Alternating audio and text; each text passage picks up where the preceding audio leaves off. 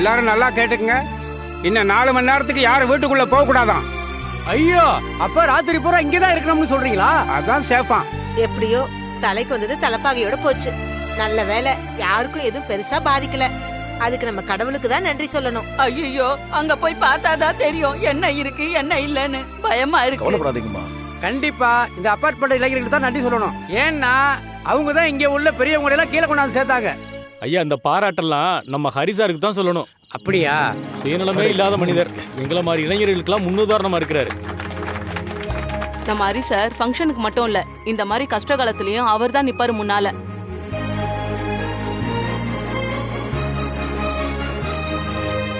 தனித்தனி குடும்பமா நம்ம எல்லாரும் இருந்தாலும் எனக்கு எப்பவுமே இந்த அபார்ட்மெண்ட் ஒரே குடும்பமா தான் தோணும். என் குடும்பம் கஷ்டப்படுறத நான் எப்படி பார்த்து சும்மா இருக்க முடியும்?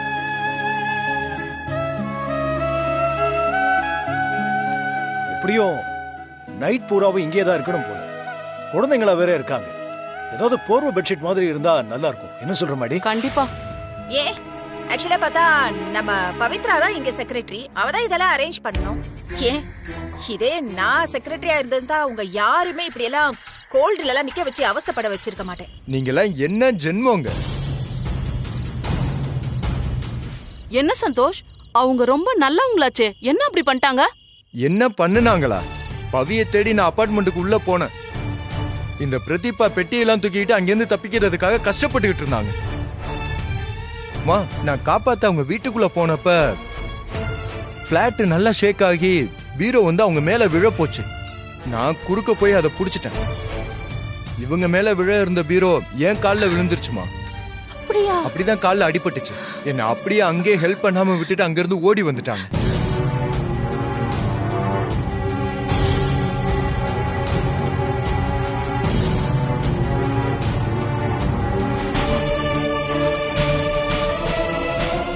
அம்மா, அது மட்டும் இல்ல, அவங்க வீட்டுக்குள்ள ஏதோ எரிஞ்சு புகை மூட்டமா வந்தது.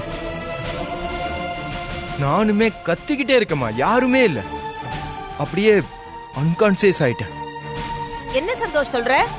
ஆமா பாட்டி, அந்த டைம்ல மட்டும் பவி வரலன்னு வைங்களேன், என் கதி என்ன ஆயிருக்குன்னு சொல்லவே முடியல. லுக்கே சந்தோஷ், நான் உன வேணும்னு பண்ணல, புரியுதா? எனக்காக ஒரே டென்ஷன் பதட்டம். திடீர்னு ஷேக் ஆக ஆரம்பிச்சது. உங்களுக்கு ஹெல்ப் பண்ணலாம் தான் ஓடி வந்தா, பயத்துல ஓடி வந்துட்டேன். என்ன டென்ஷனா? சும்மா சொல்லாதீங்க இப்படி. நான் தான் உங்ககிட்ட அத்தனை வாட்டி வந்து கேட்டல, சந்தோஷ் எங்க சந்தோஷ் எங்க. அப்புறம் என்ன, என் கிட்டவாது உண்மையை சொல்லிருக்கலாம்ல.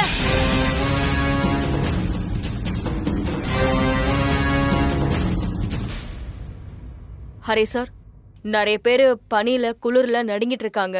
நாம ஏதாவது போர்வை ஏதாவது அரேஞ்ச் பண்ணி கொடுத்தா அவங்களுக்கு கொஞ்சம் ஹெல்ப்பா இருக்கும் சார். ஆமா பவி, இப்ப நம்ம அபார்ட்மெண்ட் கூட போக முடியாது. சரியா, இங்க வா. சொல்லுங்க சார். இங்க யார்கிட்டயாவது பெட்ஷீட் ஏதாவது இருக்கான்னு கேட்டு பாரு. சரிங்க, குழந்தைங்களை எல்லாம் கொடுத்துரு. ஓகே பவி போ. வாங்க போய் பாக்குறோம் சார்.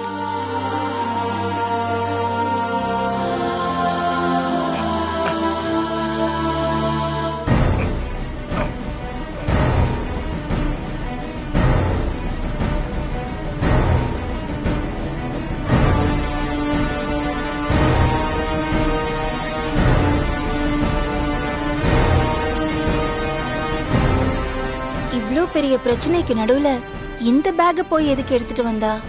அப்படி இதுல என்ன இருக்கு?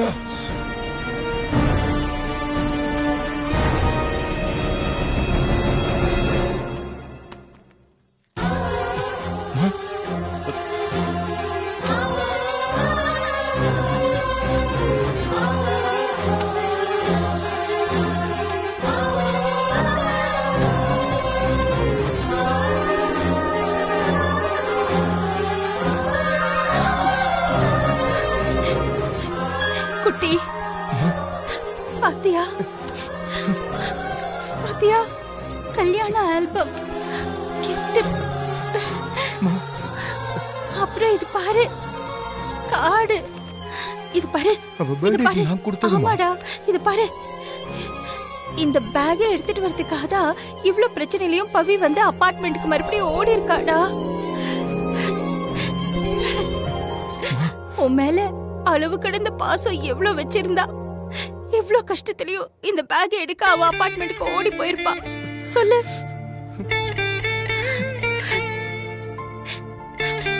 குடு குடு குடு. Hari sir, Hari sir, Hari sir, Hari sir இங்க வாங்க. சொல்லுங்க மேடம். சார் இது பாருங்க, கல்யாண ஆல்பம். இந்த பேக் எடுக்கதான் பவி அவ்வளோ கஷ்டப்பட்டு திரும்பவும் அபார்ட்மெண்ட்டுக்கு ஓடி போயிருக்கா. இங்க பாருங்க, குட்டிக்கு அவளுக்கு நடந்த கல்யாண ஆல்பம். இது பிடிங்க. அப்புறம் அவங்க 2 பேரும் சம்பந்தப்பட்ட எல்லாமே இருக்கு. Card, gift. சந்தோஷ் மேல மனசுக்குள்ள இவ்வளவு ஆசையை வச்சுக்கிட்டு இருக்கா. ஆனா வெளியில போய் கோவம் இருக்கிற மாதிரி நடிக்கிறா போல. ஆமா, இதை எடுக்கதானா அவ இவ்வளவு ரிஸ்க் எடுத்திருக்கா? ஆமாடா குட்டி, அவ உன் மேல வச்சிருக்கிற கோவம் எல்லாம் அப்படியே சும்மா வாய் வார்த்தை தான். அவ உன்னை வெறுக்கவே இல்லடா.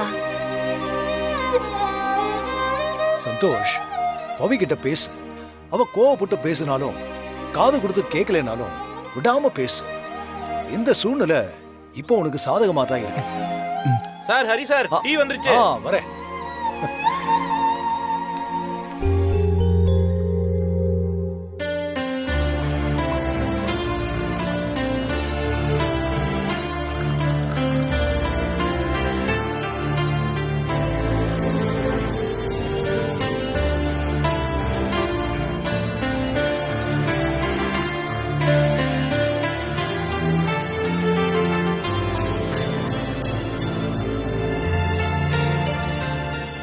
ఏంటి ప్రతిభ పెట్టి ఎల్లా బాగా పెద్దదిగా ఉంది.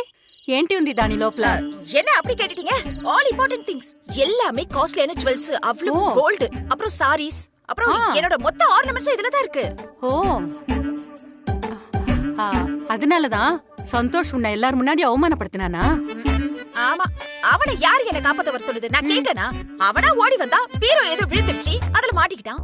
Being a lady, how can he expect me to help him? நான் டென்ஷன்ல ஓடி வந்துட்டேன். இப்பதான் ஞாபகத்துக்கு வருது, வீட்டுல விளக்கு வரை எரியுது. ஐயோ, எல்லாமே காஸ்ட்லியான சோஃபாஸ், ப்ராப்பர்ட்டிஸ் எல்லாமே. ஐயோ கோயிந்தா கோயிந்தா.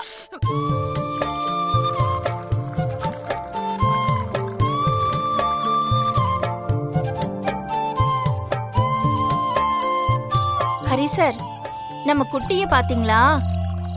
பவி மறுபடியும் அபார்ட்மெண்ட்குள்ள ஓடினதும் எப்படி குட்டி துடிச்சு போய் பவியை காப்பாத்துறதுக்கு குட்டி ஓடிட்டான் பாத்தீங்களா?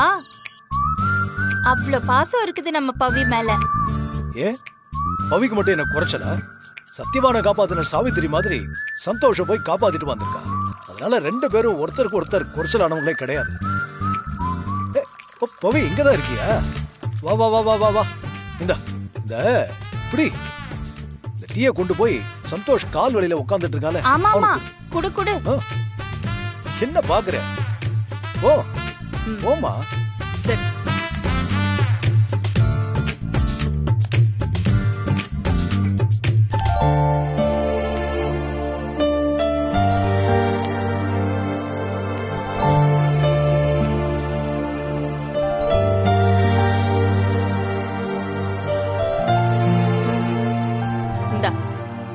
குடி. தேங்க்ஸ் பவி. கால் வலி எப்படி இருக்கு? ஓகே தான், இப்ப கொஞ்சம் பெட்டரா இருக்கு. இந்த முட்டிக்கிட்ட தான் கொஞ்சம் பெயினா இருக்கு. 2 பேரும் ஓரளவுக்கு செட் ஆயிட்டாங்கன்னு நினைக்கிறேன். நீங்க போய் சாப்பிடுங்க.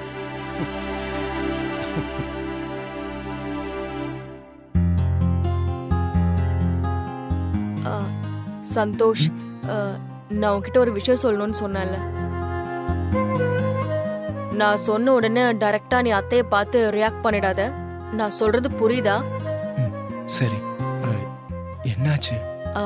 அத்தைக்கு வேலை போயிடுச்சு. என்ன சொல்ற?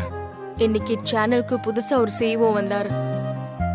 வந்த உடனே யங்ஸ்டர்ஸை விட வயசானவங்க ஒழுங்கா வேலை பார்க்க மாட்டாங்க அப்படின்னு சொல்லி அவங்க வரவே வேண்டான்னு சொல்லி டெர்மினேட் பண்ணிட்டாரு. பவி, என்ன நான்சென்ஸ் பவி இது? அந்தாலியா எப்படி சொன்னா? அத்தை உட்பட சில பேரை வரவே வேண்டான்னு சொல்லிட்டாரு. இந்த விஷயம் வேற அத்தைக்கு தெரியாது. இத எப்படி எடுத்து சொல்றதுன்னு எனக்கும் தெரியல. சரி பவி, விடு. இதெல்லாம் ஒரு பெரிய பிரச்சனையே இல்ல. அம்மா சொன்னா புரிஞ்சுப்பாங்க. நேரம் வரும்போது அம்மா கிட்ட பேசி புரிய வச்சுக்கலாம். இதை நினைச்சு நீ குழம்பிக்காத.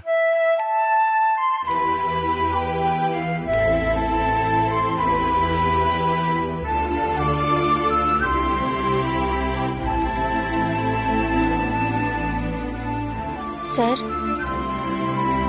சந்தோஷும் பவித்ராவும் எப்படியாவது ஒண்ணு சேர்ந்தா நல்லா இருக்கும்ல? மேடம், அவங்க ஆல்ரெடி ஒண்ணு ஆயிட்டாங்க. இப்ப போய் எதுக்கு இதெல்லாம் பேசிட்டு இருக்கீங்க? கவலை விடுங்க, நம்ம மத்த வேலையை பார்ப்போம். கொடுங்க. மேடி, இந்தா.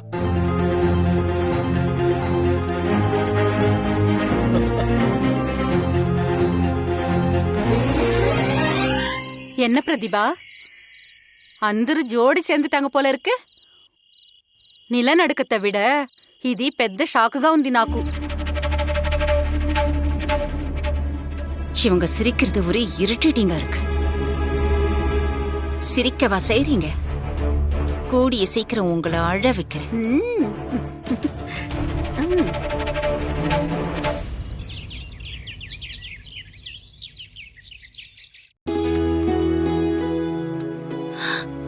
பவி, சாரி பவி, எனக்கு கொஞ்சம் லேட் ஆயிடுச்சு. என்ன தூங்கிட்டேனா, அதான் லேட் ஆயிடுச்சு. ஒரு 5 நிமிஷம் இரு, நான் இப்ப ரெடி ஆயிட்டு வந்துடுறேன். வாங்க, ஆல்ரெடி நீங்க டயர்டா இருக்கீங்க. இதோட ஆபீஸ்க்கு வந்தீங்கன்னா உடம்பு கிடம்பு சரியில்லாம போயிடும். இன்னைக்கு நான் லீவ் சொல்லிக்கிறேன். நீங்க வீட்லயே ரெஸ்ட் எடுங்க, நான் கிளம்புறேன். அதெல்லாம் ஒண்ணும் வேண்டாம். ராத்திரி ஏதோ வெளியில படுத்தோம்ல, அதான் நான் சரியா தூங்கல. வேலையில சேர்ந்த உடனே லீவ் போட்டா நல்லா இருக்காது. அந்த புது சிஇஓ சாரு வார்த்தைக்கு வார்த்தை என்னை எப்படி இங்கிலீஷ்ல பாராட்டுறாரு தெரியுமா? இப்ப நான் லீவ் போட்டேன்னு தெரிஞ்சா பொறுப்பில்லாம இருக்கேன்னு நினைக்க மாட்டாரு. நான் அவர்கிட்ட இன்னும் நிறைய பாராட்டு வாங்கணும். நீ கொஞ்சம் வெயிட் பண்ணு, நான் இப்ப வந்துடுறேன். அம்மா, நிலநடுக்கு வந்து ஊரே பயத்துல இருக்கு. இந்த நேரத்துல வேலைக்கு போகலைன்னா யாருமே எதுவுமே சொல்ல மாட்டாங்கம்மா. ஆமா அத்தை, ஆபீஸ்ல ஒரு வேலையும் இல்ல அத்தை. நீங்க வந்தாலும் சும்மா தான் இருக்கணும். அதுக்கு நீங்க வீட்ல ரெஸ்டாவது எடுக்கலாம்ல. என்ன பவி இப்படி சொல்ற? நாம பாக்குற வேலை மீடியால. இந்த மாதிரி ஒரு இயற்கை சீற்றம் நடக்கும்போது நாம இன்னும் அதிகமா உழைக்க வேண்டாம் இல்லையா? அம்மா, அதுக்குன்னு உங்களோட ஹெல்த்த பார்க்க வேணாமாமா? நான் சொல்றத கேளுங்க. இன்னைக்கு நீங்க ரெஸ்ட் எடுங்க. அதனால உங்க வேலை போனாலும் போட்டு பரவாயில்ல. என்னடா பேசுற நீ? வேலை போனாலும் போட்டுமா? இந்த வேலை எனக்கு சாதாரணமா தெரியலடா. சும்மா வீட்டு வேலை பார்த்துட்டு இருந்த எனக்கு பவி எவ்வளவு கஷ்டப்பட்டு இந்த வேலை எனக்கு வாங்கி கொடுத்திருக்கா. இப்படி ஒரு வாய்ப்பு எல்லாருக்கும் கிடைக்காது குட்டி. இந்த வாய்ப்பு எனக்கு கிடைச்சிருக்குன்னா இந்த வேலையை நான் எவ்வளவு பாதுகாத்து வைக்கணும். குட்டி, முதல் நாள் எனக்கு ஆபீஸ்க்கு போகும்போது எப்படி இருந்தது தெரியுமா? அதை என்னால வார்த்தையால சொல்ல முடியல. அந்த ஆபீஸ் என்னோட வாழ்க்கையோட நெருக்கமாயிடுச்சு. ஒவ்வொரு நாளும் நான் இப்போ ராத்திரி படுக்கிறேன்ல, அப்பெல்லாம் எப்படா விடியும், எப்படா நம்ம ஆபீஸ் போவோன்னு காத்துக்கிட்டே இருக்கேன். அதுவும் நான் என்னோட கேபின்ல போய் உட்காரும் போது வரும் பாரு ஒரு கெத்து, அப்படி இருக்கும். நீ என்னடா அண்ணா வேலை போனாலும் போட்டோன்னு ரொம்ப அசால்ட்டா சொல்ற? அம்மா சாரிமா, உங்க ஹெல்த் மேல இருக்கிற அக்கறையில தானே நான் அப்படி சொன்னேன். பரவாயில்ல விடு குட்டி.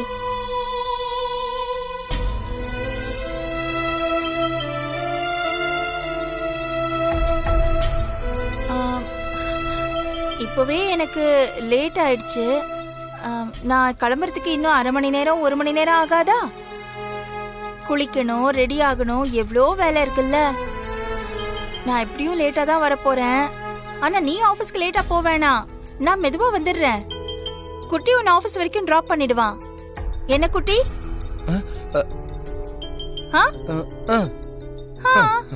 அவ்வளவுதான். அத்தை, நீங்க எவ்வளவு பொறுமையா வேணாலும் கிளம்புங்க. நான் எவ்வளவு நேரம் ஆனாலும் வெயிட் பண்ணி உங்களை கூட்டிட்டு போறேன். என்னை யாரும் வந்து டிராப் பண்ண வேண்டியதில்லை. நீங்க போய் ரெடி ஆகுங்க, நான் ஒரு கால் பண்ணிட்டு வரேன். நான் வெயிட் பண்றேன், ரெடி ஆயிட்டு வாங்க.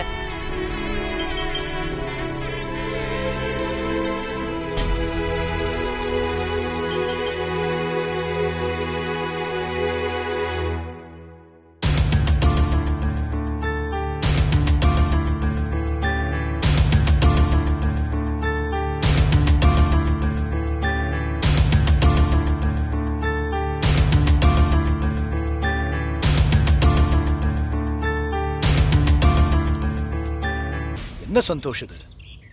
நைட் அவ்வளோ நேரம் 2 பேரும் தனியா பேசிட்டு இருந்தீங்க. எல்லா ப்ராப்ளமும் முடிஞ்சிருச்சுன்னு லட்சுமி மேடம் சாமியெல்லாம் வேண்டிக்கிட்டு இருந்தாங்க. இப்ப என்னடானா வேதாளம் திரும்பவும் முருங்கை மரம் ஏறின மாதிரி அவை முறைச்சுக்கிட்டு இருக்கானா? ஒன்னும் புரியல சந்தோஷ். மனசு திறந்து பேசி இருக்கலாமேடா. உன் மனசுல இருக்கிறது எல்லாமே சொல்லிருக்கலாம்ல பவி கிட்ட. லட்சுமி மேடம், இந்த நிலநடுக்கமே சந்தோஷையும் பவியும் சேர்த்து வைக்கதான் வந்திருக்கும் போல இருக்கு. அப்படி என்னதான் பேசுனீங்க சந்தோஷ்? என் வாழ்க்கை மேல இவ்வளவு அக்கறையா இருக்கிற உங்ககிட்ட உங்க வேலை போயிடுச்சுன்னு எப்படிமா சொல்றது? என்ன சந்தோஷ், நான் கேட்டுக்கிட்டே இருக்கேன், நீ எதுவுமே பதில் சொல்லாம யோசிச்சுக்கிட்டே இருக்க. என்னதான் நடந்துச்சு? சார், நான் இந்த எர்த்குவேக் வேற காரணம் என்னன்னு கேட்டுக்கிட்டு இருந்தேன் சார். அவ அதுக்கு இந்த எர்த்குவேக் இல்ல இதோட எக்ஸ்பிளனேஷன்லாம் எனக்கு கொடுத்துக்கிட்டு இருந்தா. அப்படியே பேச்சு கண்டினியூ ஆச்சு. பூமி ஏன் வெப்பமயமாகுது, பனிமலை உருகி கடல் நீர் மட்டம் ஏன் உயருதுன்னு, மனிதர்கள் செய்யற தவறுகளை பத்தி பேசணும் சார். உக்ரைன் ரஷ்யா போர், அப்புறம் நம்ம ஊர்ல பள்ளிக்கூடத்து பசங்க பண்ற சேட்டை, வேற ஏதாவது பேசிருக்கலாம்ல. படி, நான் ஏற்கனவே செம்ம கடுப்புல இருக்கேன், நீ வேற ஆரம்பிச்சிடாத. பின்ன என்ன சார், ஒய்ஃபை காம்ப்ரமைஸ் பண்ண வேண்டிய நேரத்துல உலக நியூஸ் பேசிக்கிட்டு இருந்தோம்னு சொன்னா இரிட்டேட்டிங் இல்லையா? என்ன சந்தோஷ், உனக்கும் உன் பொண்டாட்டிக்கு நடுவுல இருக்கிற பிரச்சனையை சார்ட் அவுட் பண்ண கிடைச்ச ஒரு வாய்ப்பை இப்படி வீணடிச்சிட்டீங்க. ஐயோ இல்ல சார், அது அப்படி இல்ல சார். எடுத்ததும் எப்படி சார் ப்ராப்ளத்தை பத்தி பேசுவேன், அதான் புரியல. அதான் இப்படி சுத்தி வளைச்சு பேசி அதுக்குள்ள வரலான்னு நினைச்சேன். ஆனா அதுக்குள்ள விடிஞ்சு போச்சு சார். சுத்தி வளைச்சு பேசலாம், அதுக்குன்னு உலகமே சுத்தி வர அளவுக்கா பேசுவீங்க? அடி, ஒரே கோவமா வருது. ஒரு அம்மாவா என்னால இதுக்கு மேல என்ன செய்ய முடியும்? வாய்ப்பை உருவாக்குறவன் திறமைசாலி, அமைஞ்ச வாய்ப்பை பயன்படுத்திக்கிறவன் புத்திசாலி. நீ திறமைசாலியா வாய்ப்பை உருவாக்கிக்கவும் இல்ல, புத்திசாலியா கிடைச்ச வாய்ப்பை பயன்படுத்திக்கவும் இல்ல. நான் என்ன பண்றதுன்னே தெரியல சார். அவளுக்கு என் மேல அன்பு இருக்கு, ஆனா அத அவ என் மேல காட்ட விடாம அவ என் மேல வச்சிருக்க கோபம் தான் சார் தடுக்குது. அதை எப்படி ஓவர்டேக் பண்றதுன்னு எனக்கு தெரியல சார். லட்சுமி மேடம், அவங்களா அவங்களுக்குள்ள இருக்கிற பிரச்சனையை பேசி தீர்த்துக்க மாட்டாங்க. நாம தான் ஏதாவது செஞ்சு இவங்களை சேர்த்து வைக்கணும். இன்னும் எவ்வளவு நாளைக்கு தான் இவங்க இப்படியே இருப்பாங்க சொல்லுங்க? எனக்கு என்ன பண்றதுன்னு தெரியல ஹரி சார். சின்ன குழந்தைங்களா இவங்க, அடிச்சு புரிய வைக்கிறதுக்கு. ஒரு நாள் இல்ல ஒரு நாள் இவங்களுக்குள்ள பேசி சமாதானம் ஆயிடுவாங்கன்னு நினைச்சு நானும் பார்த்துட்டே இருக்கேன். ஆனா எதுவும் நடக்கவே மாட்டேங்குது.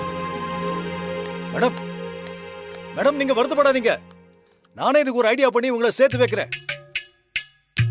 சார், எனக்கு ஒரு ஐடியா சார். என்ன? பேசாம 2 பேரையும் ஒரு ரூம்குள்ள வச்சு பூட்டிடுவோமா?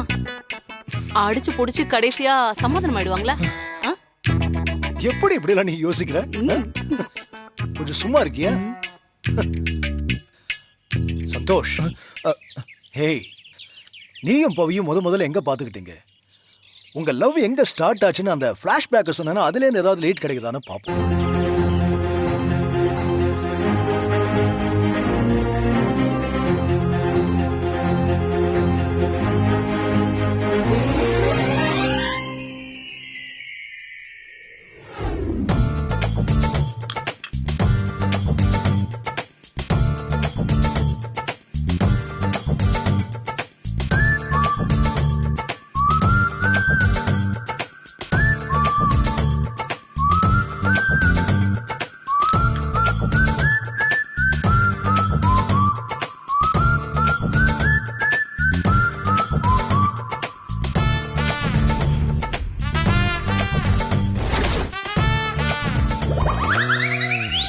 என்ன சந்தோஷ், சாங் போறியா? சார், ஏன் பிளாஷ்பேக்ல நீங்க எதுக்கு சார் வந்தீங்க? உன்னை க்ளோஸா ஃபாலோ பண்ணதா பிளாஷ்பேக் உள்ள வந்தேன். அடுத்து என்ன? சார் போங்க சார், அப்புறம் கூப்பிடுறேன். சொல்றா சார், போங்க சார், போங்க.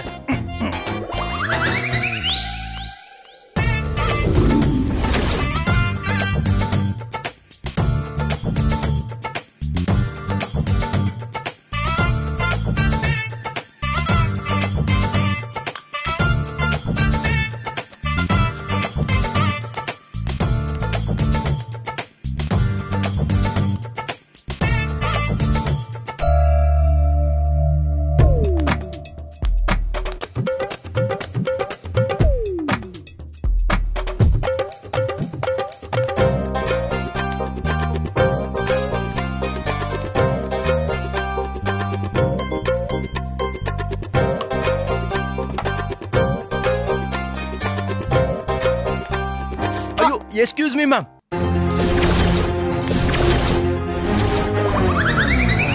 புரிஞ்சிடுச்சு. நீ இந்த முந்தானியை எடுத்து விடுவ, அது அப்படியே அவ முகத்துல பட்டு காத்துல பறக்கும். அவ மெல்லமா திரும்பி உன்னை பார்த்து சிரிப்பா. உனக்கு ஒரு க்ளோஸ், அவளுக்கு ஒரு க்ளோஸ். ஹை ஸ்பீட்ல அவ முன்னால போக, நீ அப்படியே பின்னாடி போவ. அப்படியே சாங் லீடு லல்லா லல்லா லல்லா கரெக்டா? ஐயோ சார், நீங்க இதுக்கு முன்னாடி பார்த்த சினிமாவெல்லாம் வச்சுக்கிட்டு இந்த சீனை நீங்க கண்டினியூ பண்ண கூடாது சார். சாரிப்பா, என் ப்ரெடிக்ஷன் கரெக்டா இருக்குன்னு நீ தப்பா நினைச்சிட்ட. அதுதான் சார், இங்கதான் சார் ஒரு ட்விஸ்டே இருக்கு. லவ் சீன்ல ட்விஸ்டா? சூப்பர், கண்டினியூ பண்ணு. அதுக்கு நீங்க கொஞ்சம் வெளியில போய் நின்னு கேட்கணும் சார். Okay madam. ஏய் சரி.